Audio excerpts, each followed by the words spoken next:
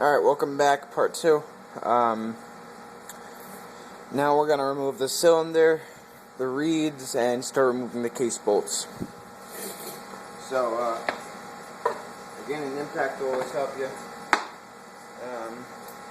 First off, start by removing the cylinder head. In fact, you don't even need to remove the reeds, just keep them on the cylinder. Make sure you have rags stuffed in both the cylinders, that'll help you. So, yeah, 12 mil.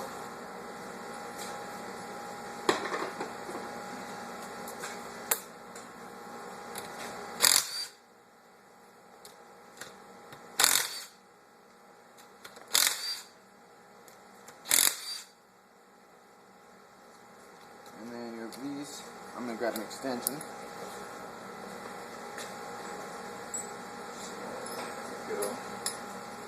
Yes, I know these are not impact sockets, but I'm not using a high torque impact. This only puts at like 100 foot-pounds. 96 to be exact. It's not really going to hurt anything. I actually may have to use a little breaker bar because this is kind of reducing the effectiveness of it. No, wait, I got it.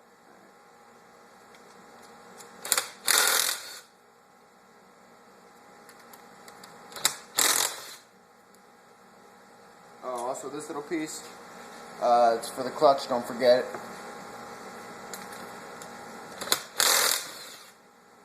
Okay, you got your 4 head bolts, right, or 8 head bolts right here.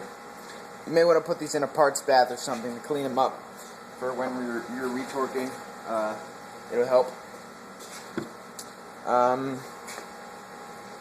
Now you can go ahead and pop off the cylinder, keep it clean. I'm actually going to show you how to soda blast these to clean off the carbon and that gunk and stuff. Make it run a little bit cleaner.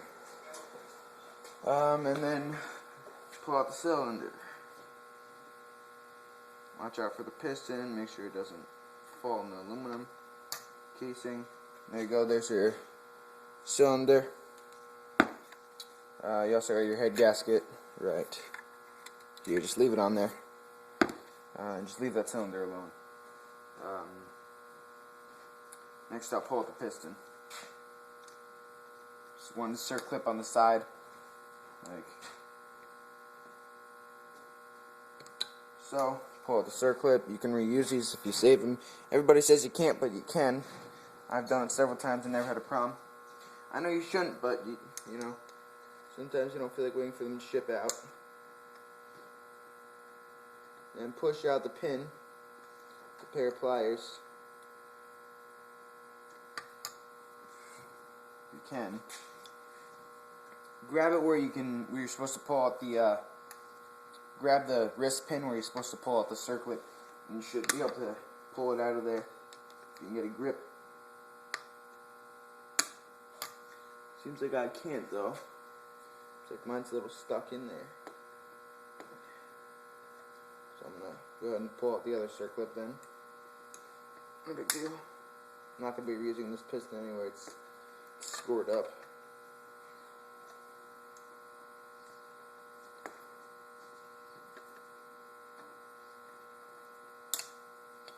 Ugh, come on. There we go. If your circlip ends up like this, you can't reuse it. But if it ends up like this, nice and straight, you can. The difference. Pushing that.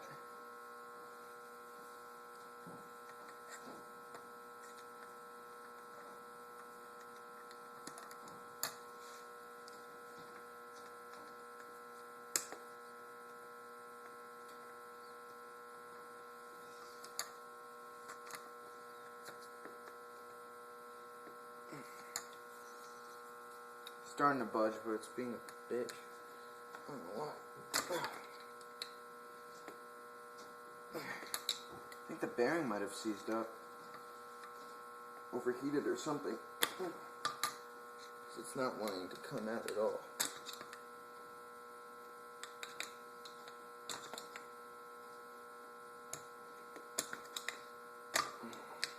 we go. I'm not really sure why that's getting stuck in there, but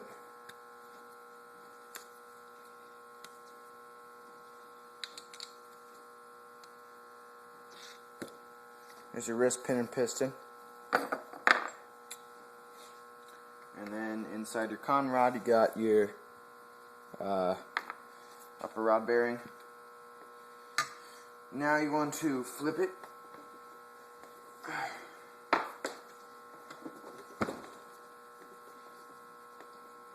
Turn it on the side. This is why we have the towel down, because it's going to get messy.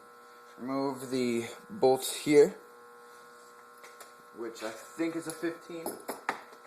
Correct me if I'm wrong. Nope, 15. You're also going to need a flywheel puller for this.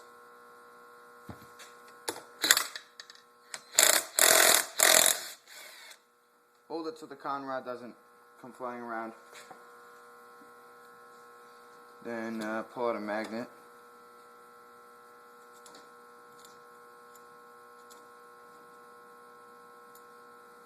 Come on. Why won't you come off? Okay. If it won't come off, wiggle it. And it doesn't seem like it wants to come off the flywheel. I'm not going to bother with it. But now, these are left-hand threads. So you have to take them, instead of screwing them right, left. So instead of going like this, you got to go like this. No thread in there. Wait till it bottoms out. And then take this, tighten that down till it bottoms out, and take 2 wrenches, adjustable, or whatever, open end, or whatever you have. You can even use an impact, but I don't recommend it.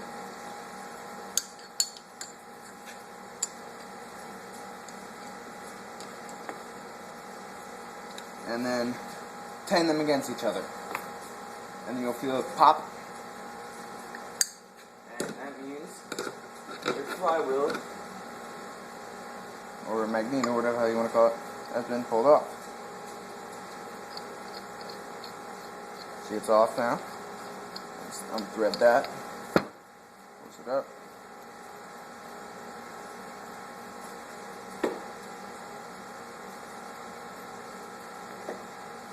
Got that, and you have the washer now, and just throw that over here.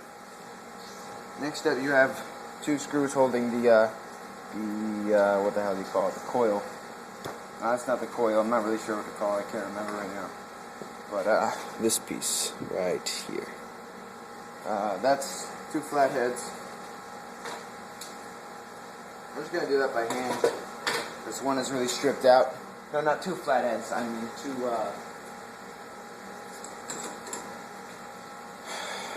2 Phillips.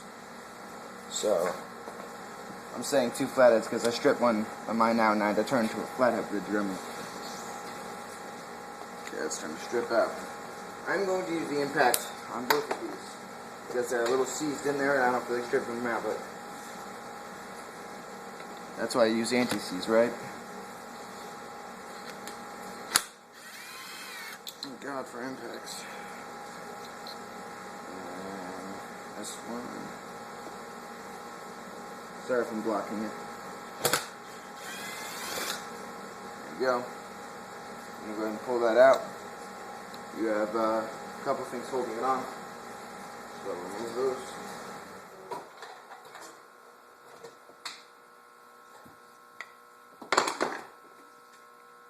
You have down here, let's show you this. You have to remove this piece, and it's just the rubber here. Take a pair of pliers, and you're also going to have to unhook it, which is not easy. So there's also another Phillips down here, right over here. You see that? Connect the green wire. See the green wire? Coming down from it is a lead, and in that lead is a screw. So pull that out of there.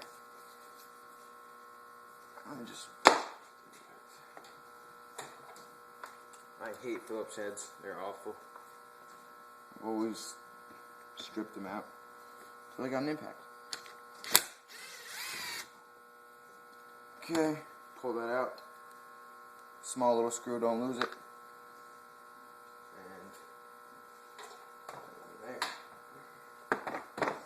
And then you should be able to pull this piece of rubber out. And also remove all the other things.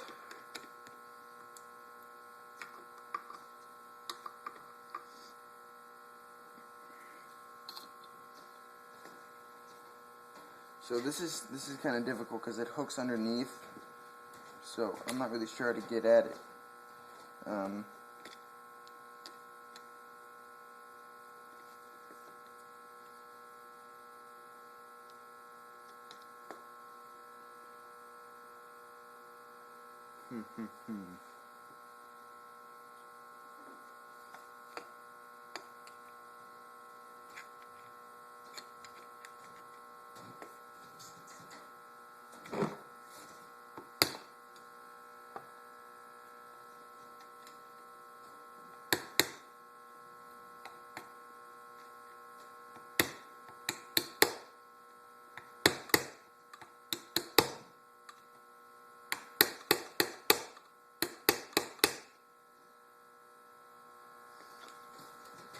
Not really sure I'm supposed to take that off. It's not really a great design.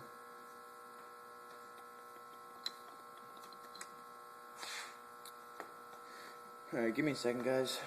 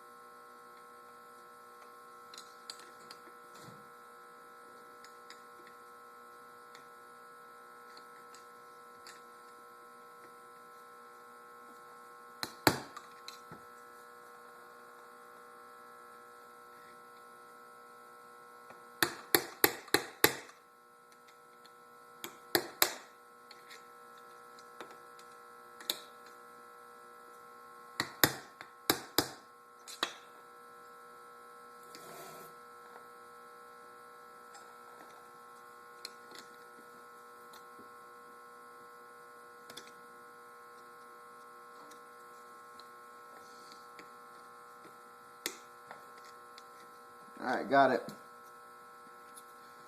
Just take a pair of pliers, kind of work at it, and it'll pry up.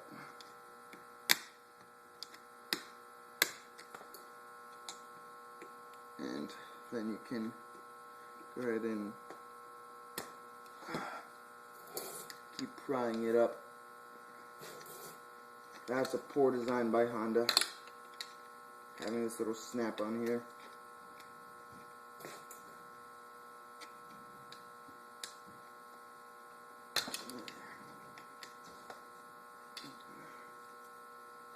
There we go. It's this little piece. And then you can pull this whole kind of assembly out of here. You also have this bit right here, and that is 5 millimeters.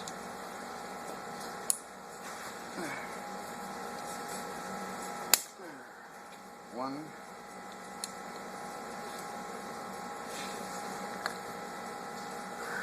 This is pretty tight. Okay, 2. It'd probably be easier without the T-handles, but you know, I like the T-handles. If you can't get them out and you have T-handles, a cool trick is take an old wrench like this and stick it in there, and you'll get a lot more leverage. Only do that with the big ones, or else you can break them. The T-handles. I've shattered a couple. These Eklund ones, though, are a little bit higher quality, and they do not break. And then this piece should kind of come off, and then You also have 2 more 5s, or 4s from what it looks like. 5s, I think, yeah. 5s holding this whole assembly in.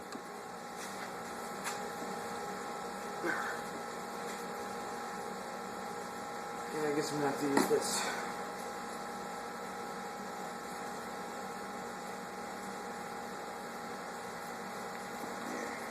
See if we can wedge it up against something.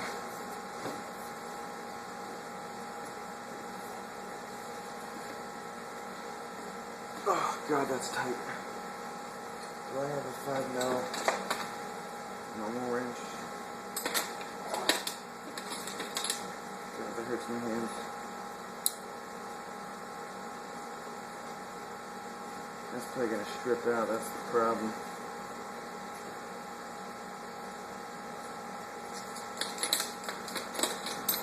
It's not good.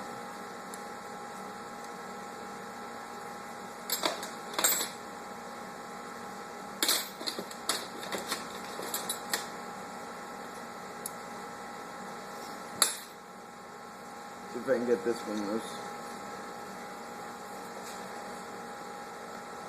Oh, God.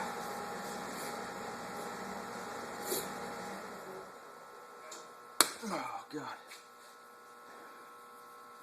Alright, one is loose. Let's try to do the other one again. Oh, that hurts. Okay, you got the bolt.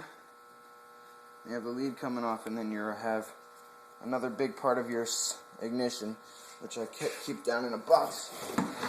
A nice dry box so it doesn't corrode or anything.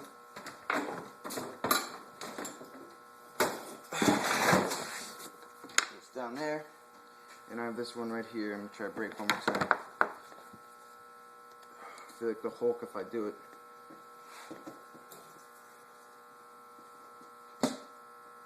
Oh, Christ.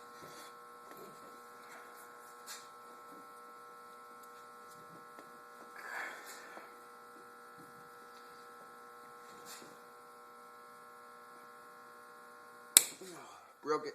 There we go. Oh, Jesus. Alright, you might want to buy some normal wrenches if you're planning on doing this, but my hands are probably red as hell right now. I hurt like a bitch. Oh, okay. And then this piece, you should be able to knock off the couple whacks from a hammer.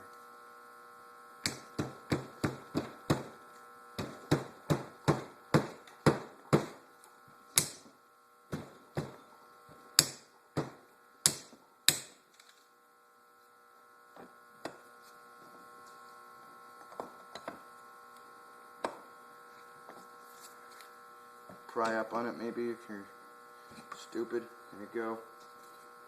Until it starts turning. There you go. That's just this aluminum plate. Then you gotta start taking out case bolts. And impact is good for this too, because these are stuck a lot of times. If you're doing this on a bike that has Phillips head, case bolts, I feel bad for you. I really do. I really feel terrible for you, because those are so easy to strip. It's not even funny. Buy an impact screwdriver.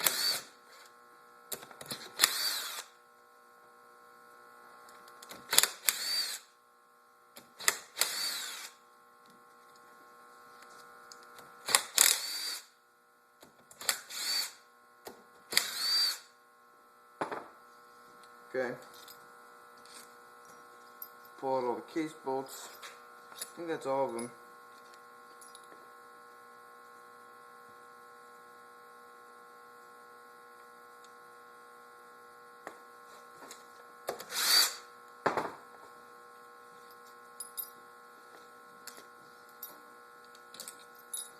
There's all your case bolts, nice and clean. And then just make sure there's nothing else, because there probably is. There's one. There may be some on the other side. I want to check for that. going to show you how to pull apart the cases without a case puller. It's not easy, but you can do it. I've done it. Make sure you have none left. But it's going to require a lot of time. You're going to be sitting there for a long time trying to remove these. But, you know, it's better than buying a couple $100 case puller, right? We will continue that in part 3. Seeing as this is almost half an hour long. Peace.